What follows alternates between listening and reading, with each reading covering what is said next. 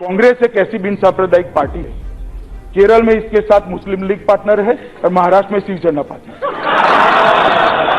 मैंने ऐसी बिन सांप्रदायिक पार्टी मेरे जीवन में नहीं देखी। मान्यवर,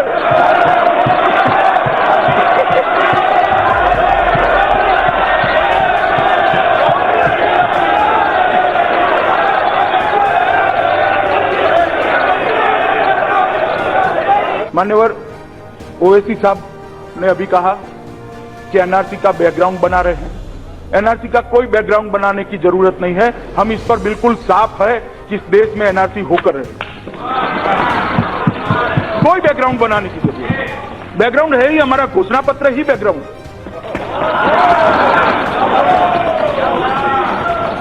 मान्यवर, उन्होंने कहा मुसलमानों से नफरत क्यों है? हमें कोई नफरत नहीं है।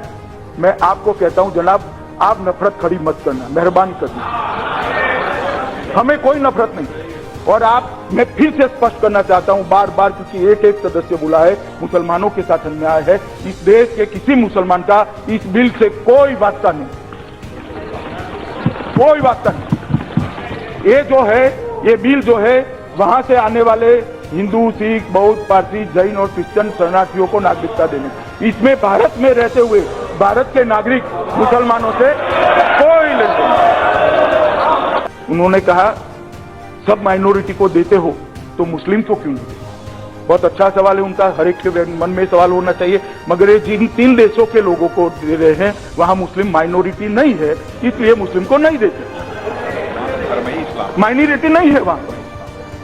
अगर माइनॉरिटी है तो होते तो उनको भी मिलता, मगर वो नहीं है इसलिए नहीं देते। बड़ा सरल जवाब है, इसमें इतना सारा क्लमजी कुछ नहीं है कि जो समझ में ना। शशि थरूर जी ने कहा कि धर्म के आधार पर नागरिकता नहीं देनी चाहिए। शशि थरूर जी, कांग्रेस के शासन में जितनी बार भी आजादी के बाद सारे शरणार्थियों को नागरिकता दिया, वो धर्म के आधार पर ही दिया था। मेरी बात सुन लीजिए, क्योंकि विभाजन ही धर्म के आधार पर हुआ। तो सारे जो शरणार्थी आए थे वो हिंदू, ज्यादातर हिंदू और सिख थे, बौद्ध, जैन, पारसी भी थे, थोड़े बहुत क्रिश्चियन थे। तो सबको पहली बार, सबसे पहले अगर किसी ने नागरिकता देने का काम किया तो श्री जवाहरलाल नेहरू के नेतृत्व में आपकी सरकार। और देश का विभाजन भी धर्म के आधार पर हुआ था। और मैं आज भी कहना चाहता हूं, नेहरू लियाकत समझौता अगर स्पिरिट के साथ लागू होता, वहां के अफगानिस्तान के, पाकिस्तान के सिखों के धर्म की, परिवारों की सुरक्षा होती, हिंदुओं की होती, बौद्धों की होती, क्रिश्चियनों की होती, पारसियों की होती, बांग्लादेश के भी होती, तो आज उनको यहां न आना पड़ता। परंतु नेहरू लियाकत समझौता 1950 में जो हुआ वो काल्पनिक समझौता था, वो फेल हो गया। समय की वास्तविकता पर वो खरा नहीं उतरा और इसके कारण आज नरेंद्र मोदी जी ने ये बिल को लेकर इस सदन के सामने आया।